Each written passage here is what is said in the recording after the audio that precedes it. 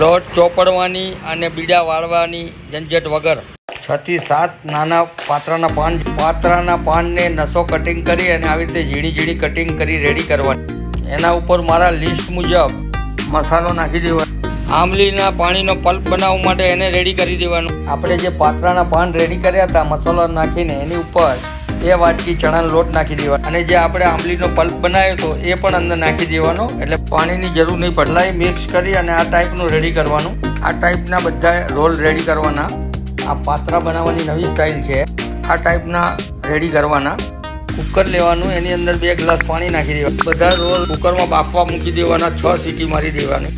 આપણે જેમ બફાઈ ગયા પછી જે કટિંગ કરીએ જે પાત્રા એ ટાઈપના કટિંગ કરવા। જુઓ મિત્રો, સરસ બન્યા છે। એક કઢાઈમાં તેલ નાખી રાઈ નાખી દેવાની 1 ચમચી, હિંગ નાખી દેવાની અડધી ચમચી, 2 થી 3 ચમચી તલ નાખી દેવાના મિત્રો અડધો ગ્લાસ પાણી નાખી, 3 ચમચી ખાંડ નાખી દેવાની। આપણે જે પાત્રા રેડી કર્યા હતા એ નાખી દેવાની।